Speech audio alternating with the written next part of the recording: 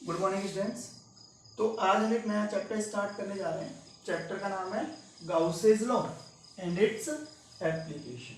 पुराने चैप्टर में जो भी न्यूमेरिकल्स बचे हैं मैं धीरे धीरे उसके वीडियो न्यूमेरिकल्स के डालता रहूंगा। आप देखते रहना, डेली प्रैक्टिस करते रहो न्यूमेरिकल की, सारे न्यूमेरिकल्स आपसे हो जाएंगे। क्योंकि मैंने इस न्यूमेरिकल्स के लिए जितना पोर्शन कवर अप करना है वो सारा कवर अप किया है। कॉन्सेप्ट तो सारे कवर अप किए ही है, बट कोशिश ये किया कि आपको जो कॉन्सेप्ट बताए हैं उनसे आपकी बुक के लगभग सारे न्यूमेरिकल्स हो जाए, ठीक है ना। फिर भी 2-4 जो न्यूमेरिकल्स बचेंगे वो मैं आपको सारे बोर्ड पे ही सॉल्व करवाऊंगा, ठीक है।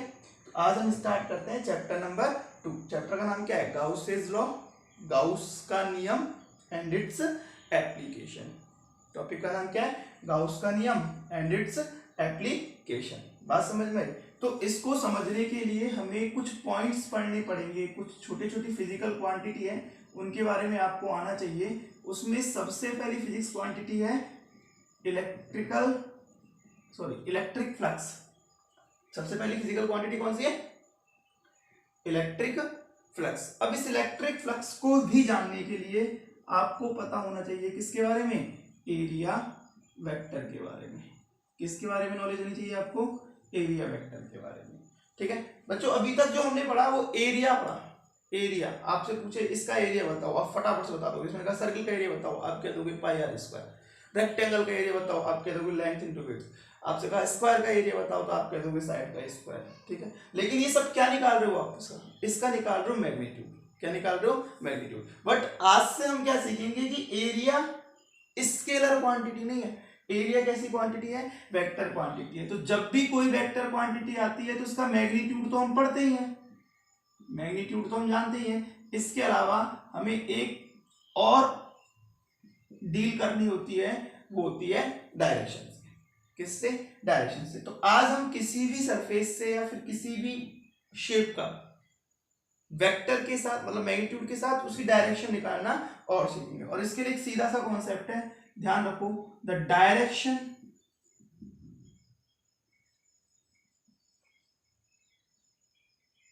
Of area vector is always perpendicular to its plane surface. Direction of a vector is always perpendicular to its plane surface. जैसे कि मैंने कहा कि ये आपके पास एक सर्किल है, ऐसे बना, तो इसका एरिया वेक्टर कहाँ है? तो आप कह दोगे या तो इसका एरिया वेक्टर ऊपर है या फिर एरिया वेक्टर नीचे है।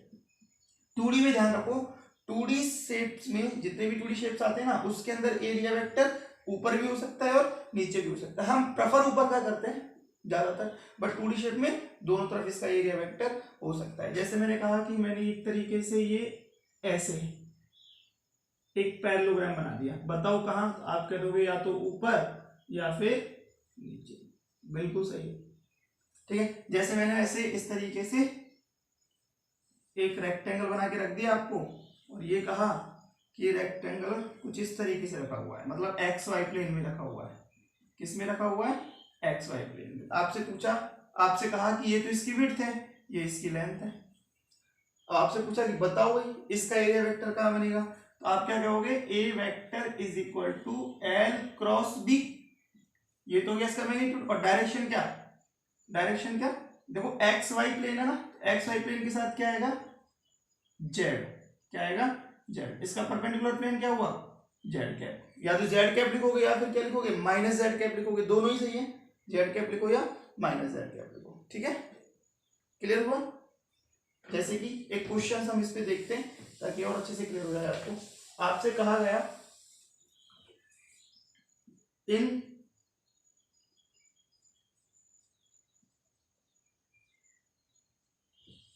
आई स्क्वायर, क्या ले लिया मैंने अब की बार? स्क्वायर ले लिया, है ना।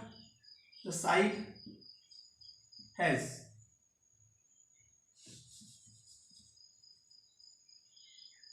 आई स्क्वायर, ऐसे लिखो, I square side has 1 metre,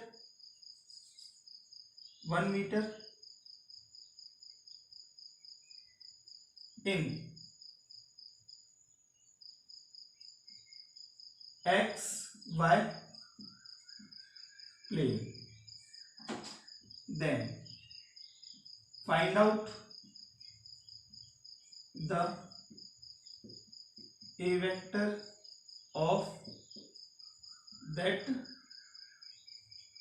square. बात समझ में? एक स्क्वायर रखा, उसकी साइड है 1 metre in X Y plane. X Y plane का मतलब है कि एक्स में भी 1 मीटर चल रहा है वो, और वाई में भी 1 मीटर चल रहा है। तो हम इसको कैसे बनाएंगे? कुछ इस तरीके से बनाएंगे, है ना। आई कैप और जे कैप, आई कैप जे कैप क्रॉस हो गया तो इधर क्या आ जाएगा? इसका के कैप आ जाएगा। तो हम क्या बोलेंगे? Area vector is 1 metre square के कैप होगा। समझ में आ रही है बात? तो आपको ध्यान रखना है, हाँ माइनस के कैप भी हो सकता है, सही है। तो हम क्या बोल रहे हैं? स्क्वायर है 2D सरफेस के लिए एरिया वेक्टर उसके सरफेस के क्या होता है? परपेंडिकुलर होता है। और दोनों तरफ हो सकता है, किसके लिए? 2D सरफेस के लिए। बट 3D सरफेस के लिए एरिया वेक्टर सरफेस के परपेंडिकुलर होता है, ये बात बिल्कुल सही है, ठीक है। बट दोनों तरफ नहीं होता, हमेशा क्या होता है? Outside of that surface. हमेशा कैसे होता है वो? Outside of that surface. समझने के लिए हमने क्या कहा? एक क्यूब लिया। देखो 3D सरफेस में सबसे बढ़िया सरफेस है ना, वो क्या तो क्यूब होती है या स्फीयर होता है, ताकि हमें आसानी से चीजें समझ में आने लगती है। तो मैंने यहाँ पे क्या ले लिया? एक क्यूब ले लिया कुछ इस तरीके से, ठीक है। अब इसमें 6 सरफेस है। कितनी सरफेस है? 6 सरफेस। मैंने क्या कहा? बताओ इस सरफेस का एरिया वेक्टर किधर है? तो देखो ये सरफेस का रखा हुआ है, एक्चुअल में हमें पता है ये वाई जेड प्लेन में रखा हुआ है, तो इसका एरिया वेक्टर किधर होगा? एक्स एक्सिस पे होगा, अलोंग द एक्स एक्सिस होगा और आउटसाइड होगा। अच्छा इसका बताओ, इसका किधर होगा? ये ऊपर वाला सरफेस है तो इसका होगा इधर की तरफ। अच्छा इधर वाले का बताओ किधर होगा? ऊपर की तरफ किधर होगा? इधर होगा। चलो इधर वाले का बताओ कैसे होगा? तो ये होगा नीचे की तरफ। बात समझ में आ रही है? ठीक है। जैसे कि मैंने कहा कि ये आपका कोई 3D सरफेस है, सिलेंडर है, ठीक है। बताओ इसका एरिया वेक्टर किधर? तो देखो 3D सरफेस में हर एक सरफेस देखते हैं, ये सरफेस है, इस सरफेस का इसके परपेंडिकुलर, इस सरफेस का देखो सरफेस तो है ये, सरफेस तो है ये, और इसका परपेंडिकुलर हुआ ऐसे। देखो सरफेस तो है ये ऐसे, इसका परपेंडिकुलर इधर गया, इसका इधर गया, इसका इधर गया, है ना। तो इसके परपेंडिकुलर हुआ सबके। समझ में आ रही है बात? जैसे कि मैंने बनाया ये सिलेंडर, कुछ इस तरीके से मैंने बनाया सिलेंडर, ठीक है। आपसे कहा इसका एरिया वेक्टर बताओ, तो इसका एरिया वेक्टर इधर, इसका एरिया वेक्टर इधर, और इसका एरिया वेक्टर ऊपर। तो ये एरिया वेक्टर की कहानी समझना आपको जरूरी है, और इसमें केवल इतना समझना है कि for 2D surface the area vector will be perpendicular on both side, but for 3D surface the area vector will be outwards to its surface perpendicularly, ठीक है। हमेशा लंबवत होगा और बाहर की तरफ होगा। क्लियर है ना? तो इसमें कॉन्सेप्ट में ध्यान रखना है कि direction of area vector will always perpendicular to its surface, and in 3D surface या फिर ऐसे बोल दो, for 3D surface the direction of area vector will be perpendicular to the surface, है ना, but it will be always outwards from the surface. कैसे होंगी? Outwards from the surface होंगी। तो ये कॉन्सेप्ट था किसका?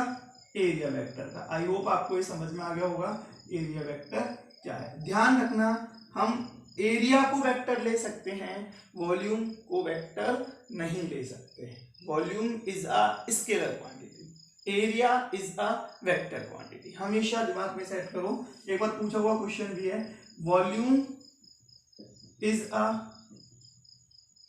स्केलर क्वांटिटी,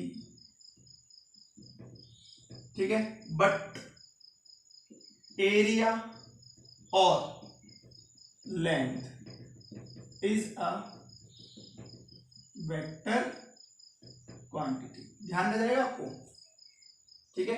अब हम टॉपिक स्टार्ट करते हैं इलेक्ट्रिक फ्लक्स का, जो बड़ा ही अच्छा टॉपिक है, इसी से गाउस लॉ की स्टार्टिंग होती है, ठीक है। तो इलेक्ट्रिक फ्लक्स को समझने के लिए हमें चैप्टर फर्स्ट का एक टॉपिक के बारे में डेप्थ में नॉलेज होनी चाहिए, और वो टॉपिक है इलेक्ट्रिक फील्ड लाइंस। यही रीजन है कि मैं इसको लास्ट वाले लेक्चर में पढ़ाया था, बिल्कुल, है ना। इलेक्ट्रिक फील्ड लाइंस क्या होती है? इलेक्ट्रिक फील्ड लाइंस, है ना।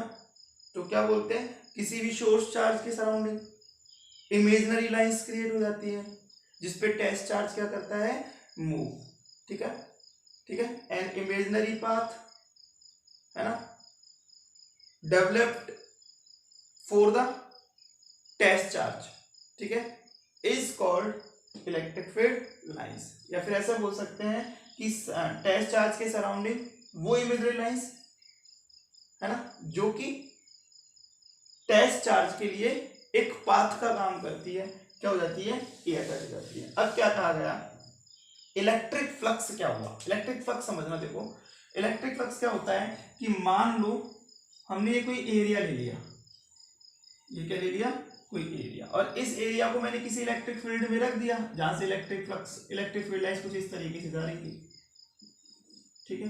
तो इस एरिया से पास होने वाली इलेक्ट्रिक फील्ड लाइंस कैसे पास होने वाली, कैसे पास होने वाली, बहुत इंपॉर्टेंट वर्ड है, कैसे पास होने वाली, लंबवत गुजरने वाली।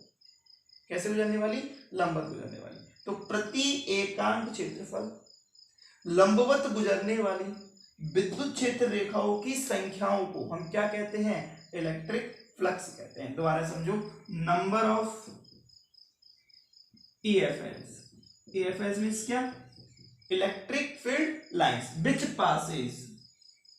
which passes through any area perpendicularly is called electric flux। बात समझ में आई? क्या कहलाता है वो, इलेक्ट्रिक फ्लक्स कहलाता है, ठीक है। इस कॉन्सेप्ट को थोड़ा सा हम फील करते हैं, आप अच्छे से समझ भी सकते हो इसको, है ना, थोड़ा सा दिमाग लगाना। ये एक बार समझ में आ गया तो पूरा चैप्टर ही कवर अप है, ठीक है। इससे थोड़ा सा इसको अच्छे से समझना है, एंगल का थोड़ा सा फर्क पड़ेगा इस पे, उस चीज को देखना है। माना, चलो ऐसे समझाता हूँ मैं, छोड़ो बोर्ड का, ऐसे नॉर्मल समझने की कोशिश करना कि हाँ, एक मिनट रुको, जैसे ये लिया मैंने, ठीक है, ये ली, है ना, मैंने क्या कहा कि आपका एक फ्रेम है, ये क्या है कि ये फ्रेम है। अब फ्रेम है ना, बीच में से कैसा है, होलो है, बीच में से कैसा है, खोखला है, बिल्कुल कुछ नहीं है इसके अंदर, बीच में केवल तस्वीर का फ्रेम होता है ना, वैसा फ्रेम है। अब मैंने इसको धागे से बांध दिया, किससे बांध दिया, धागे से बांध दिया, ठीक है। और इसको धागे से बांधने के बाद ऐसे में धीरे धीरे धीरे धीरे छोड़ रहा हूं। अब मान के चलो, कंसीडर करो कि नीचे पानी बह रहा है, रिवर फ्लो हो रही है नीचे, क्या हो रही है, नीचे रिवर फ्लो हो रही है। अब जैसे ही मैं इसे, है ना, हल्का सा है, चला, ज्यादा दम नहीं है इसके अंदर, जैसे ही मैं इसको धीरे धीरे पानी में छोड़ता हूँ, पानी का प्रेशर बहुत ज्यादा है, ठीक है, जैसे मैं इसको क्या करता हूँ, धीरे धीरे पानी में छोड़ता हूँ, ऐसे ऐसे करके, तो इस फ्रेम का क्या होगा भाई, ये फ्रेम पानी के साथ बह जाएगा। क्या होगा, ये फ्रेम पानी के साथ बह जाएगा। मान लो ऐसे रखा है, ऐसे चल रहा है, तो ये ऐसे पानी के साथ बह जाएगा, समझ में बात। और मान लो इसके नीचे मैंने एक पत्थर बांध दिया और फिर मैंने इसको पानी में उतारा धीरे धीरे, तो क्या होगा, पानी इस खाली पोर्शन से बाहर निकल जाएगा। तो कितना अमाउंट ऑफ वाटर, कितनी पानी की मात्रा इस खाली फ्रेम से पर सेकंड बाहर की तरफ निकल रही है, उसको बोलते हैं पानी का फ्लक्स। क्या बोलते हैं उसको, पानी का फ्लक्स। ऐसे ही विद्युत फ्लक्स क्या होगा कि इस एरिया से, है ना, परपेंडिकुलरली ऐसे कितनी फील्ड लाइंस बाहर की तरफ निकल रही है, वो क्या होगा, इसका फ्लक्स हो जाएगा। समझ में बात क्लियर, है ना। आप ऐसे समझो इसको कि भाई कोई एरिया, जैसे कि मान लो ये एरिया है, ये एरिया है, इससे कितनी फील्ड लाइंस बाहर की तरफ निकल रही है परपेंडिकुलरली, उसको हम क्या बोल देंगे, उसको हम बोल देंगे electric flux. Number of passing electric field lines perpendicularly, number of electric field lines passing through any area perpendicularly is called electric flux. बात समझ में आ गई कि इलेक्ट्रिक फ्लक्स से कहते हैं। इसको रिप्रेजेंट करते हैं किससे, फाई से। एक सिंबल है जो आपको ध्यान रखना है, इलेक्ट्रिक फ्लक्स को रिप्रेजेंट करते हैं फाई ऑफ ई से, और इसका जो फॉर्मूला होता है वो होता है E vector dot A vector. अब इसका मतलब समझो क्या चीज है। इसका मतलब ये हुआ कि ई वेक्टर जो इलेक्ट्रिक फील्ड लाइंस निकल रही हैं, है ना, उस निकल रही तो कहीं ना कहीं ई वेक्टर होगा तभी तो वो निकल रही होंगी। और एरिया कितने एरिया से पास हो रहा है, तो ये तो डॉट प्रोडक्ट है ना। डॉट प्रोडक्ट को हम क्या लिखते हैं, ई ए कॉस थीटा। तो फाई का फॉर्मूला क्या आ गया आपके पास, ई ए कॉस थीटा। ठीक है, अब ई ए कॉस थीटा है तो हमें समझ में आया कि भाई ये तो वेक्टर प्रोडक्ट तो है नहीं, ये तो डॉट प्रोडक्ट है। तो डॉट प्रोडक्ट कैसा प्रोडक्ट होता है, स्केलर। इसका मतलब क्या कह रहे हैं हम कि phi is a scalar quantity. कैसी क्वांटिटी है फाई आपकी, स्केलर क्वांटिटी है। Phi is a scalar quantity, E A cos theta. ठीक है ना। या फिर हम क्या कह सकते हैं, it is a vector product, vector नहीं डॉट प्रोडक्ट लिखो, dot product of E vector and A vector. ठीक है, यहां समझे तो बोल सकते हैं थीटा, थीटा क्या, theta is the angle between E vector and A vector. Theta किस किस के बीच का एंगल है, ई वेक्टर और ए वेक्टर। देखो कॉमन कंफ्यूजन क्या, एंगल किस किस के बीच का है, ई वेक्टर और ए वेक्टर के बीच का, ना कि ई और ए के बीच का है। ध्यान रखना, ई वेक्टर और ए के बीच का भी नहीं है। ई वेक्टर, समझना बात को, ई वेक्टर और ए के बीच का भी नहीं है, ए वेक्टर और ई के बीच का भी नहीं है। एंगल किस किस के बीच का है, ई वेक्टर और ए वेक्टर के बीच का। बस ये दो तीन लाइन और लास्ट की, इन तीनों लाइन में ही सारे क्वेश्चंस का कॉन्सेप्ट छिपा हुआ है। In the definition of flux और the formula of flux, the theta is the angle between the E vector, E vector and A vector. अब देखो कंफ्यूजन क्या है, ए तो क्या है, ये सरफेस, और इसका वेक्टर क्या है, इसके परपेंडिकुलर। ए क्या है, ये सरफेस है, और वेक्टर क्या है, इसके परपेंडिकुलर। जैसे बल्ब है, बल्ब तो जानते हो ना, बल्ब से लाइट रेज निकलती है ऐसे। कैसे, मान लो ये बल्ब है, सपोज मैंने कुछ ऐसा बल्ब बना दिया तो लाइट रेज निकली ना इससे ऐसे। तो ये सारी लाइट रेज क्या है, परपेंडिकुलर है किसके, इसके सरफेस के। ध्यान रखो क्या है ये आपको कभी भी कंफ्यूज होंगे ना, तो बल्ब वाला एग्जांपल आपको क्या करेगा, कंफ्यूजन से बचाएगा। हमेशा आप परपेंडिकुलर बता सकते हो, है ना। तो जो रे लाइट ऑफ रे है ना, इस बल्ब के सरफेस से निकल रही है, वो always perpendicular to its surface, और this is the direction of A vector. A क्या है इसका, ये है, और ए वेक्टर क्या है इसका, ये है। समझ में आई बात, ये बताना चाह रहा हूं मैं। ए क्या है, ये है, ए वेक्टर क्या है, ए वेक्टर ये है, ए क्या है, ये है, ए वेक्टर क्या है, ये है। समझ में आई बात, ठीक है। अब क्वेश्चंस करते हैं, शायद क्वेश्चन से आपको ये सारी चीजें और ऐसे समझ में आ जाए। बात यही है जो मेरे को बतानी है। फाई क्या होता है, E vector dot A vector होता है। फाई का फॉर्मूला होता है E A cos theta, where theta is the angle between E vector and A vector. It is a scalar quantity and it is a dot product of E vector and A vector. और देख lo fi की unit बताओ भाई, तो Newton पर coulomb तो ई की थी, और मीटर स्क्वायर किसकी हो जाएगी, ए की हो जाएगी। और आपसे पूछे व्हाट इज द डायमेंशन, तो डायमेंशन निकाल देना इससे, m1 l1 t minus 2 a1 t1, और ये हो गया l2। इसको सॉल्व कर लेंगे, m1 l3 t minus 3 a minus 1, ये इसकी डायमेंशन निकल गई। ठीक है, तो ये तो आप कर ही लोगे, इसमें मेरे को पता है, इसमें कोई डाउट नहीं है।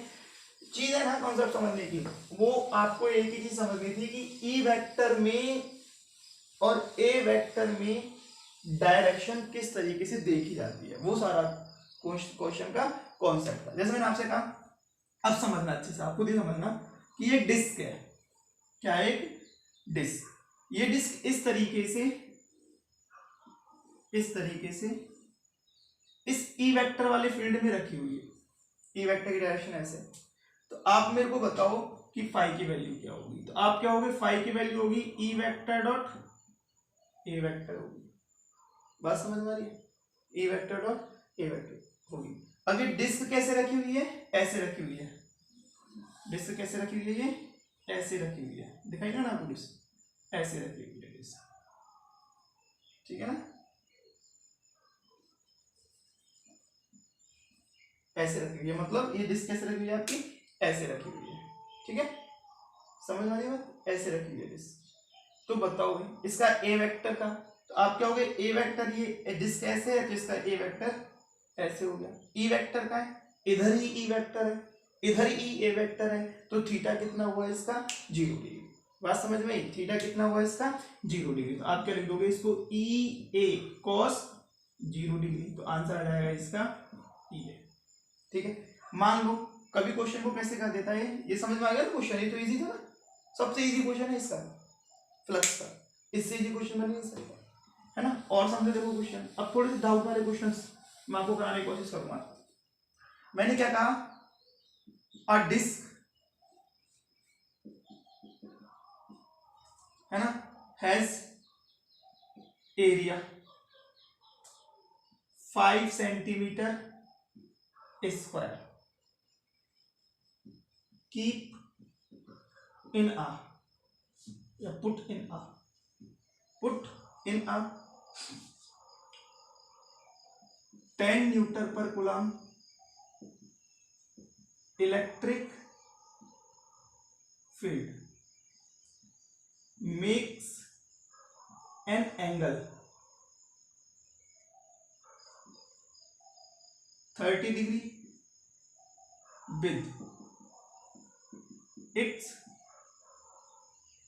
surface. Find out the phi naught. ये क्वेश्चन बन गया। तो एक डिस्क लिए, अपन ने क्या लिया, एक डिस्क लिए, ये डिस्क ले ली, ठीक है, ये क्या ले लिया हमने, एक डिस्क ले ली, ये डिस्क ले ली, इसका एरिया आपको दे रखा है, बहुत बढ़िया बात है, एरिया कितना है इसका 5 centimetre square, put in a 10 newton per coulomb electric field, है ना, मेक्स एन एंगल। अब देखो न्यूटन पर इलेक्ट्रिक फील्ड है, इसका एंगल दे रखा है इसकी सरफेस से कितना 30 डिग्री, तो इसकी सरफेस का है ये रहा। अब ई वेक्टर क्या हुआ, इसकी सरफेस से कितने डिग्री का एंगल बना रहा है, इस तरीके से, इस तरीके से बना रहा है ना, कितने डिग्री का एंगल बना रहा है, ये सरफेस ये एंगल कितना हो गया, ये सरफेस ये एंगल, ये सरफेस ये एंगल, ये कितना दे रखा है तुम्हें 30 डिग्री। आपसे पूछा फाई कितना।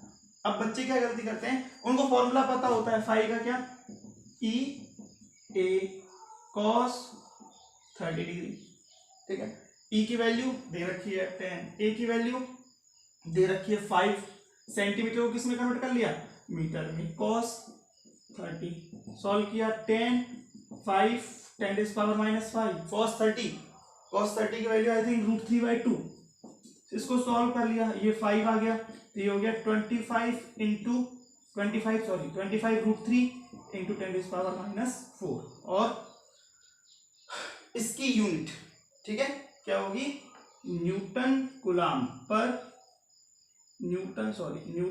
पर कूलम मीटर स्क्वायर, ऐसे कर देते हैं। जबकि ये क्या है, गलत है। ये गलत क्यों हुआ भाई, इसको गलत किसने बनाया, इसको गलत किया इसके एंगल ने, क्यों, क्योंकि देखो ध्यान से, हमने एंगल किस के बीच का ले लिया, हमने एंगल ले लिया सरफेस और ई वेक्टर के बीच, लिया तो हमने एरिया और ई वेक्टर का ही है, पर एरिया वेक्टर का नहीं लिया, हमने एरिया का ले लिया, सरफेस का ले लिया, जबकि हमें एंगल किस के बीच का लेना था, हमें लेना था एंगल एरिया वेक्टर और ई वेक्टर के बीच।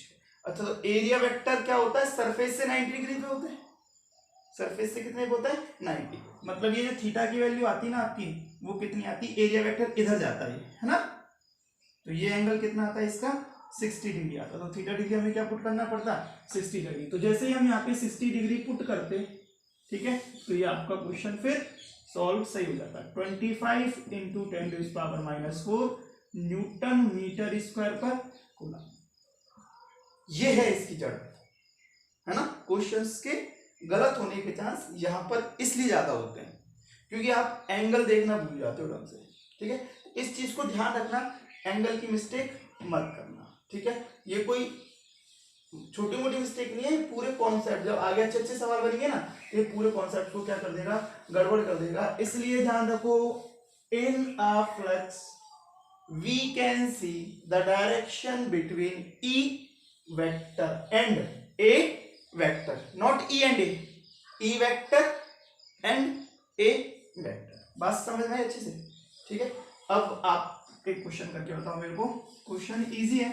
मैंने क्या कहा, ये एक क्यूब है, क्या है, क्यूब। इस तरीके से मैंने क्या बनाया, एक क्यूब बनाया। इस क्यूब को मैंने एक ई वेक्टर में रखा है। ई वेक्टर आपको कुछ इस तरीके से जा रहा है इसमें, ये आपकी डायरेक्शन है किसकी, ई वेक्टर। किसकी डायरेक्शन है, ई वेक्टर की, ठीक है। अब आपको बताना ये है इसके अंदर, if the side of this cube is 8 centimetre, if the side of cube is a centimeter, then find out the value of phi। कैसे करोगे भाई? अब आपको ध्यान रखना है कि हमने जब भी एरिया निकाला ना, तो एरिया में सरफेस काम आता है। अब आपको देखना है कि जो भी आपकी शेप है उसके अंदर कितनी सरफेस बन रही है। डिस्क में कितनी सरफेस थी भाई, एक सरफेस थी, है ना। डिस्क में कितनी सरफेस थी, एक, ठीक है। इसमें कितनी सरफेस है, ध्यान से देखो, 1 2 3 4, एक पीछे की 5, एक आगे की 6। किसी क्यूब में कितनी सरफेस होती है, 6 होती है। अब हर एक सरफेस से हमें फ्लक्स कैलकुलेट करना है, और टोटल फ्लक्स होगा ना, वो कितना होगा, जितनी भी फ्लक्स सरफेस का है ना, उन सबको हम क्या कर देंगे, ऐड कर देंगे। तो हम कितनी बार ऐड करेंगे इसको, 6 बार ऐड करेंगे। 5 1 निकालो, 5 2 निकालो, 5 3 निकालो, 5 4 निकालो, 5 निकालो और 6 निकालो, और इसको क्या कर दो, ऐड कर दो। तो आपके पास क्या निकल जाएगा, total flux. Flux is a scalar quantity. ये शो कर रहा है कि फ्लक्स कैसी क्वांटिटी है, स्केलर क्वांटिटी। स्केलर क्वांटिटी में विदाउट एनी डायरेक्शन जोड़ते हैं, तो जोड़ रहे हैं, ठीक है। चलो बताओ 5 1, इस सरफेस को ध्यान से देखो। अच्छा, ये 3D सरफेस है क्या पूरा, ये पूरा 3D शेप है। अच्छा, तो इसका एरिया वेक्टर कहाँ आएगा, इधर आएगा ना, और ई वेक्टर कहाँ जा रहा है इसका, इधर जा रहा है। तो फाई कितना होगा, ई वेक्टर डॉट ए वेक्टर, तो बोलेंगे ई ए कॉस थीटा कितना, 180 डिग्री। तो ये हो गया माइनस का ई ए स्क्वायर, एरिया ए स्क्वायर हो जाएगा। क्लियर हुआ 5 1 अच्छे से। अब 5 2 देखो, 5 2 की सरफेस देखो कैसे जा रही है। 5 2 की सरफेस हम कह रहे हैं ये ऐसे है, ऐसे है ना, ये सरफेस कुछ ऐसे है, यही तो है 5 2 सरफेस। कैसे जा रही है, ऊपर जा रही है। एरिया वेक्टर कहाँ है इसका, ऊपर। ई वेक्टर कहाँ है इसका, ऐसे है। क्या दोनों के बीच में एंगल 90 डिग्री का है, बिल्कुल है। तो cos 90 करना पड़ेगा। आंसर क्या आएगा, 0। तो हम क्या बोल रहे हैं कि 5 2 की वैल्यू क्या आ जाएगी, 0 आ जाएगी। बात समझ में आई, 0 कैसा है, ई वेक्टर और ए वेक्टर के बीच में एंगल कितना हो गया, 90 डिग्री का। ऐसे ही नीचे वाली सरफेस पे देखो, ई वेक्टर और ए वेक्टर का एंगल, ई वेक्टर तो इधर, ए वेक्टर इधर, 90 डिग्री का बना। इसलिए देखो 5 2 0 हो गया, 5 4 0 हो गया। अब 5 5 पीछे वाला देखो, तो पीछे का एरिया कैसे जाएगा, देखो पीछे का एरिया जाएगा ऐसे जाएगा, सरफेस से ही तो पीछे एरिया गया ऐसे। और ई वेक्टर कैसे, ऐसे। तो दोनों के बीच में एंगल कितना, देखो एंगल कितना हुआ, देखो एंगल कितना हुआ, ये देखो, ये तो ई वेक्टर हुआ और ये पीछे का आपका ए वेक्टर हुआ, तो एंगल हुआ 90 डिग्री का, ठीक है। इसलिए ये भी क्या हो जाएगा, 0 हो जाएगा। अच्छा, आगे का देखो, आगे का आप क्या कहोगे, ये ई वेक्टर और सरफेस है ए वेक्टर, ये तो एंगल कितना 90 डिग्री का, ये भी कितना हो गया, 0 हो गया। अब हमारे पास होता है 5 1 और 5 3। तो 5 1 हमने निकाल दिया, कितना हुआ, माइनस के ई ए, है ना, और 5 3 क्या हुआ। अब देखो 5 3 ये वाला एरिया, इस एरिया को ध्यान से देखो, इसका एरिया वेक्टर भी इधर और ई वेक्टर भी इधर, तो कितना हो जाएगा, ई ए। दोनों को जोड़ेंगे तो आंसर कितना आएगा, 0 आएगा। तो हम क्या बोलेंगे कि इस सरफेस की वजह से, सॉरी इस शेप की वजह से जो हमें 5 मिला ना, वो 5 कितना मिला, 0 मिला। इस टोटल शेप की वजह से 5 मिला, वो कितना मिला हमें, 0 मिला। बात समझ में आई क्या तुम्हें फ्लक्स की?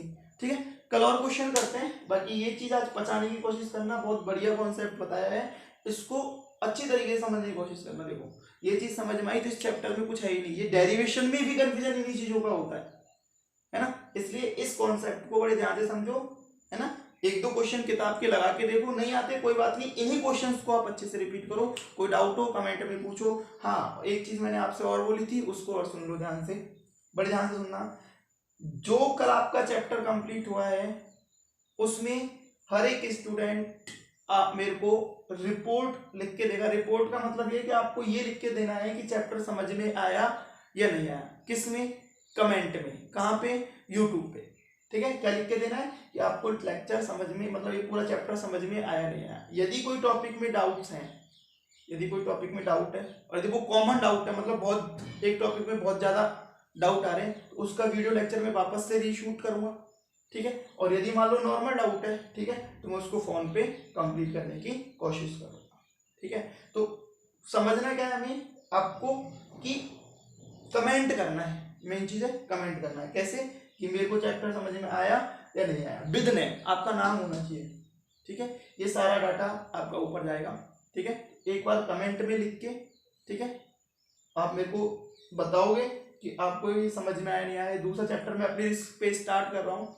ठीक है, बल्कि कहा तो ये गया था कि पहले फर्स्ट चैप्टर का कमेंट आप लो, उसके बाद आप सेकंड चैप्टर स्टार्ट करना।